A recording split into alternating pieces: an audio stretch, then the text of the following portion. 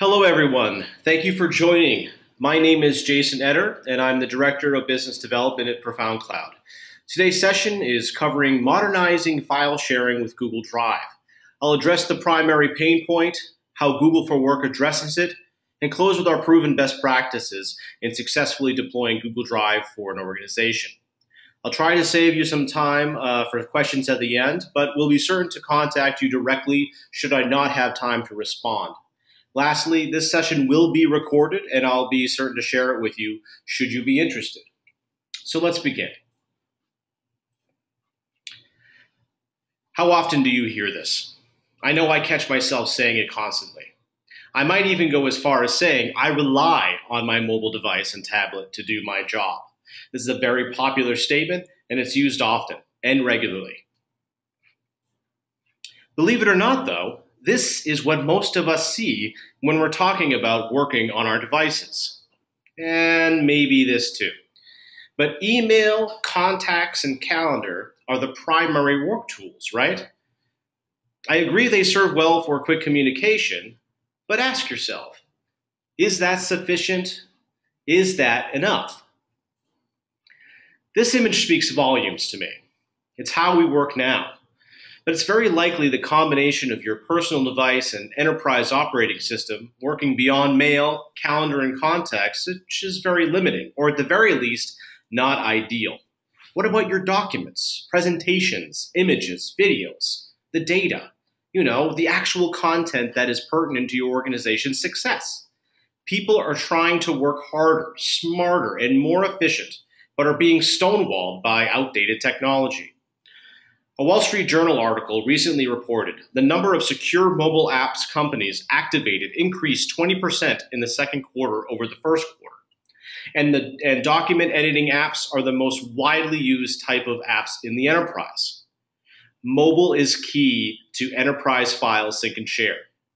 And Google's Drive for Work works on any device, anytime, with any team. So now I invite you to think beyond the limitations of mobility and standard practices of file sharing and syncing. So with that, let's talk about the value of Google Apps for Work. Let's not discount the importance of the apps as a platform. I know we're going to talk a lot about Drive today, but Google Apps for Work is the core of what we do and the basis for our authentication. So let's refresh ourselves quickly. We work better together anywhere. We want to share and create our communications. We want to share and create ideas across an organization. We want to share and create with customers and partners. We want to share and create on any device. Okay? With Drive for Work, there are no limitations to slow you down. So let's talk briefly about what that means. That means unlimited storage and no more managing quotas, ever, in Mail and in Drive. Drive supports multi-terabyte files and is available in over 70 languages. Drive is built on Google's globally optimized data center network, so performance and availability are world-class, while also being green. In addition to being available, data also needs to be secure. Google's infrastructure has all the major security certifications, plus a team of over 400 security engineers working full-time to protect our systems and users. Drive includes audit reports that let you track all activities and security controls so you can customize Drive for your organization's needs. Data in Drive is encrypted at rest and in transit, and mobile security is built in. Drive gives you company-wide file search, and over the course of the year, Google will be adding additional archiving and e-discovery tools as well. Google is constantly coming up with new ways to detect security threats, so you'll benefit from innovations like suspicious login detection. From an end-user standpoint, and from your administration standpoint, Drive for Work is easy to manage. With a centralized admin panel and convenient management tools, it integrates with your existing authentication systems. As I mentioned before, Google for Work is the platform. Everything you do is authenticated and accessed through your credentials using the Google products. That's what gives you this seamless accessibility. And with Drive's reporting features, it's easy to visualize usage and sharing trends. So I invite you to consider looking beyond the limitations of your operating systems and enabling your growing mobile workforce to be more productive and efficient, all while increasing revenue. Remember that coffee shop image? All those people looking at their devices? Well, let's flip it around to what they're actually looking at. In fact, let's make this a more specific example. Imagine that this room right here is a conference room, and there's an audio visual or ISP tech for a hotel or a conference center that needs to set up Wi-Fi to a room before a well-known and moderately temperamental speaker is supposed to deliver a presentation. Everything is set up, but in order to establish a connection with his organization, the process in place says he must confirm the setup is completed. More so, the tech, thinking he was doing a good job, offered to edit the presentation for the hotel after noticing an outdated logo. Been there, done that. Regardless, he needs to communicate with the local tech office to either switch on services or at the very least troubleshoot. This requires multiple pieces of information and proof of setup. In most cases, he'd need to leave the empty room or call the office to review everything that was already done. Not enough time to do either in this case.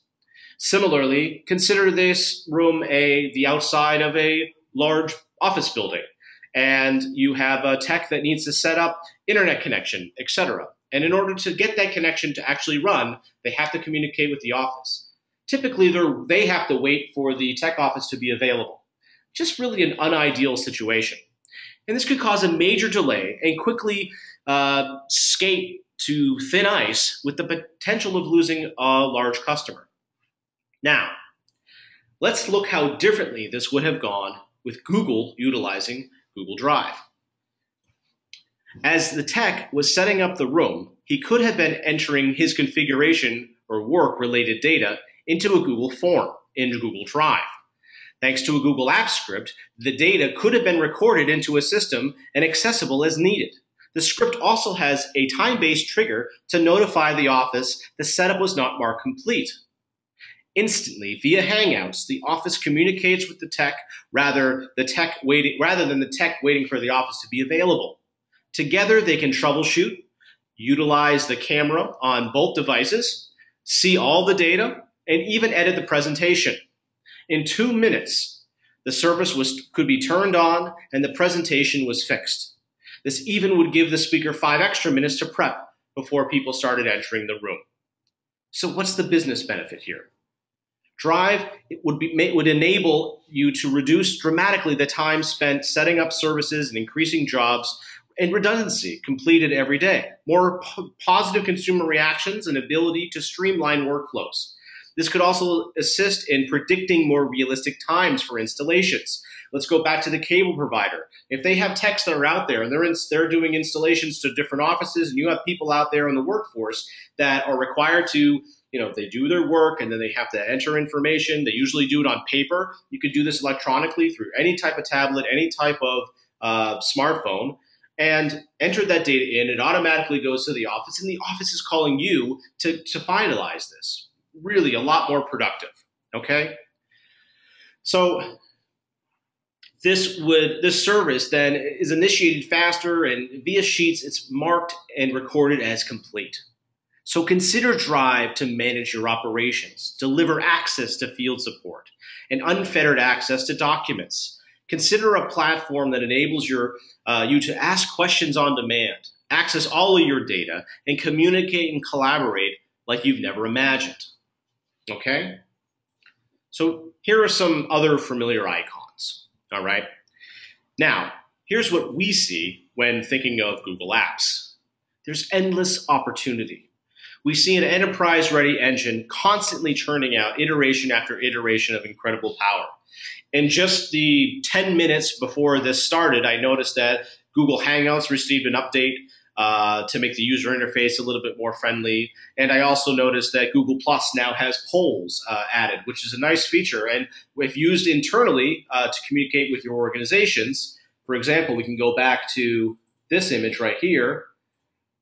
This is what Google Plus looks like. If you're doing polls and you're speaking to your own organization, then you're able to ask questions pertinent. Imagine if you're reaching out to hundreds or thousands of people in your organization trying to get quick answers. It allows them to be easily interactive and delivers results very, very quickly. So let's go back. Here we are. Let's put this information in your hands.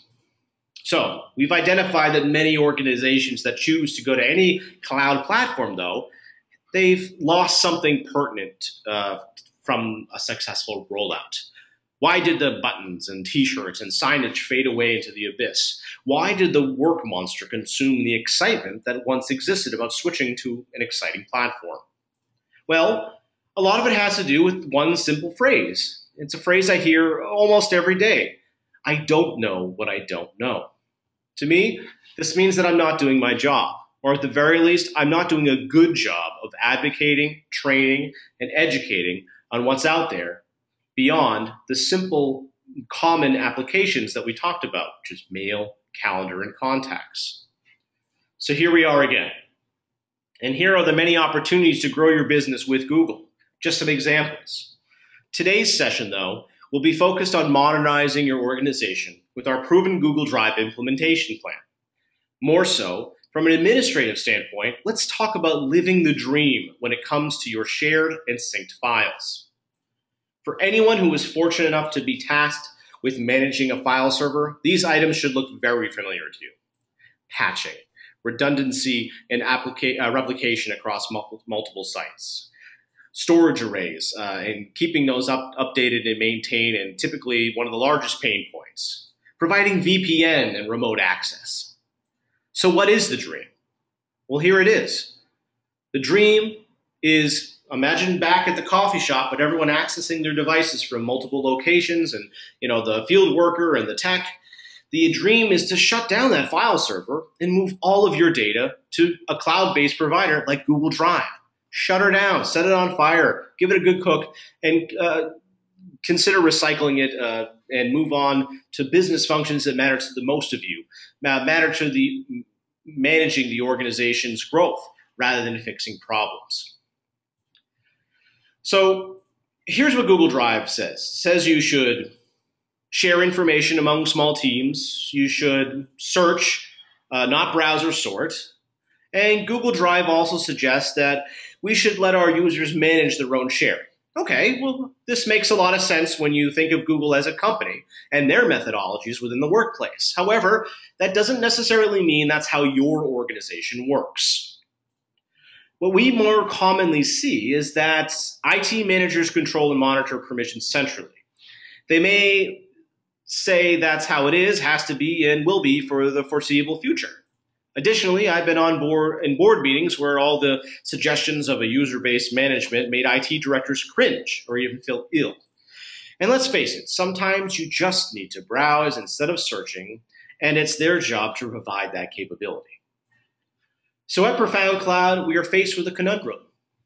We have this incredible new platform with Google Drive, Google Apps for Work, and also some tried and true methodologies of file organization that we rely on, that you're familiar with. Google Drive was trying to tell us to do something different than we were before, which is great. Change is good. But our challenge was to come up with a list of best practices to marry the more traditional IT concepts with Google Drive and really make it more feasible to adopt Google Drive across the organization and eliminate the reliance of the file server infrastructure altogether. We've had great success within our own company for the many organizations we work with. So here's what we're going to talk about today. We'll talk about folder structures and naming conventions and how we suggest we do them a little differently than what Google originally presents it as. We'll talk about managing permissions and specifically using role-based permissions to enable an administration-minded folder structure rather than a free-for-all. We'll talk about how to implement a root folder and what that is. We'll also cover some odds and ends, or rather some thoughts that help further shape the concepts of using Drive as a file share. The first item I want to talk about is the root folder idea. We live by the motto, one folder to rule them all. And what it means is instead of having a bunch of shared folders that are scattered across an organization, think about having one root folder. This is exactly what you would have on your traditional file server. You likely have a particular hard drive that is has shared data on it. Let's call it the F drive. And inside your F drive, you have all your shares, which you can manage in one place. Well, think about doing something similar in Google Drive. Here's some guidelines for the root folder. A root folder should be owned by a non-human admin account. This is going back to the general IT best practices, but it's something that gets overlooked when focusing on the newness or work involved when deploying apps across a domain. If you have already started working and considering either Google Apps or perhaps Office 365, a lot of the focus goes directly to mail, calendar, and contacts, just like the reliance on those mobile devices. But if you're going to embrace this full cloud suite, you have to consider the data. That's the bread and butter of your business. That's what makes things work and flow. So we'll want to set up the root folder so that everyone in the org can view it. Remember though, under the umbrella of this root folder, a particular individual will only be able to view the folders they have access to. This is unlike a traditional Windows server, and we'll address that later. Now, set up the root folder so that only the owner, read the non-human account, can edit. And similarly, you want to set it up so that only the admin can change permissions. So, in Drive, the world is flat. This is something my CEO, Michael Spadero, came up with that I found extremely revealing and relevant to this presentation. Let's look at what it means. So there are two different potential file hierarchies. The first, as you see in the image, is a traditional file server. Let's call it a deeper file structure where you have more nesting and more subfolders. This works extremely well for a browser mentality, and in what you're browsing, you can naturally move from one topic to the next. Google Drive is a little different. It's search-based, so we actually recommend a flatter folder structure. This is obviously a simplified example, and every organization is going to be a little different in how they adopt this concept. And there's different degrees on the levels of flatness or deepness when it relates to your organization's file structure. But the general takeaway is to think about a flatter folder structure. If you have a background in traditional IT file structure, you're probably either A, wishing you were playing Candy Crush as I showed that icon on your phone, or B, looking around for a doctor because I'm obviously in need of medical assistance. But I promise you, this is real. This is how we have done it many, many times, and it works. But let me give you one very important reason for this consideration. If you think a search-based environment, let's look at two folders, sales reports and marketing reports. In a flat structure, and I search for reports, I'm going to just see folder names. I'm not going to see the paths in Google Drive. If I think about that, or what that would look like if I had a deep structure, my search results would get me reports and reports. This is because they'd be subfolders of sales and marketing. So by flattening that folder structure one level, what's been done is allow for users to search more effectively and find the folder that they're looking for. Remember, if they're searching on a Mac or PC, they're going to be able to search and see relative paths, unlike in Drive. Drive just gives you the name. With that being said, the name of a folder is now extremely important when designing a Drive folder structure for your organization. And this is one of the key reasons we recommend a flatter folder structure. When you combine that with the fact that there's a lot of truth to search, don't browse when it comes to Google Drive, and we're no longer concerned about giving the user the easiest browser experience, but rather a completely optimized search experience instead. The same way you would provide SEO for your website, you would want to search engine optimize your Google Drive. This continues with file names. In a traditional file server, you'd have a hierarchy with a folder called Client XYZ. subfolder proposals, and then inside of that, Google Apps end user support. Now, if I'm browsing to that, I understand this is the Google Apps end user support proposal. I get it, and I understand that it's for client XYZ because I browsed through the hierarchy. But if I search and I get Google Apps end user support, that means nothing to me. With this being said, you need to apply the same methodology to your files as you would folders in Google's flat environment. So when you search for client XYZ, you'll immediately find the end user support proposal. Again, traditionally, IT admins like descriptive file names, but not lengthy file names. In Google Drive, it's a necessity to be as descriptive and lengthy as needed for the best SEO-like results. So now, I'm going to briefly cover role-based permissions, which many of you are likely to be familiar with. Role-based permissions has been part of IT best practices for a long time. But what we see, since Google Drive tends to lend itself to this sort of ad hoc as needed sharing method, which can work in a very small team, we see a lot of customers just sharing to individuals on an as needed basis. And so it looks like this image. Phyllis, Sally, Wendy, and Jim. They all have access to this folder, and they can do whatever they please. We recommend as follows. Set up role groups. There are groups in the Google admin panel specifically for administrating Drive and making sure they have access to these things they're supposed to have access to. Maybe Phyllis and Sally are members of the sales group, and Wendy and Jim are members of a marketing group. What's important here is using groups that are specifically designed for Google Drive. We do not recommend using your basic email distribution groups that you might use for email purposes for this. And this is specifically why, when naming, we give it the name role so that there's a clear distinction within the admin panel between your role groups for Drive versus your distribution lists and groups for Gmail. Another consideration is to ensure these groups are restricted so they won't be used as an email distribution list as well. So once you do away with the single-use user permissions and enable the role-based permissions, you end up with a dramatically cleaner permissions list. You have the Drive admin who will be owning this folder and permissions given to the specific role groups. One more thing to keep in mind. Using role-based permissions makes for a significantly faster employee onboarding and offboarding process. So when Sally comes aboard, we don't need to think about the 17 to 30 folders she needs to have access to. We just need to understand the role she plays.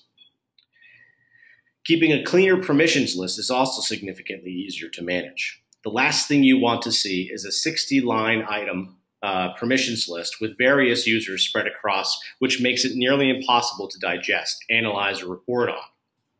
And as discussed, using restricted Google Apps groups is the best practice. We highly recommend to make the above much easier. As we mentioned earlier, the topic is thinking beyond the basic applications you have and taking full advantage of the enterprise capabilities Google provides. All this work for file structure seamlessly increases efficiency into other business processes, and is why we're taking the time to discuss and strategize how you can optimize Drive for your business and why it is so critical. So just to summarize, here's what Google Drive's architecture should look like with the recommended approach that was just discussed. We have a root folder called Acme Drive. We've got a flat folder structure that has taken away one level of the hierarchy to support better searching. We've assigned role groups to the top level folders. And what we've also done is made sure that nobody else apart from the admin is allowed to change the permissions on the top level folders. As to what level the hierarchy you lay out for your users, think of it as a shelf. And once you've built this shelf, you can allow them to fill it up. But what you want to do is ensure that you, the admin, is in control of the shelf. You are in control of the outer permissions. That's the goal, and the goal we're achieving. Once this root folder is created, then you need to deploy it to your end users. More importantly, you need to spend time and resources on how to use it. A couple of really simple suggestions to get started is if you take the sharing link from the Google Drive root folder and shorten it. Use something within your org, or goo.gie or whatever bitly you'd like to make a nice, short, and easy to remember URL so that everyone can easily get to the root folder and drive. When you hire a new employee, part of the training and policies and documentation you share out is giving them the link so they can access the shared assets. And this is key. Ensure that in your training that all employees add the root folder to their My Drive for quick and easy access. There's one other reason to do this too, and it directly relates to those of you who are developers or using third-party applications. Most areas of the Google Apps platform that integrate with Drive is centered around My Drive. My Drive is equivalent to My Docs.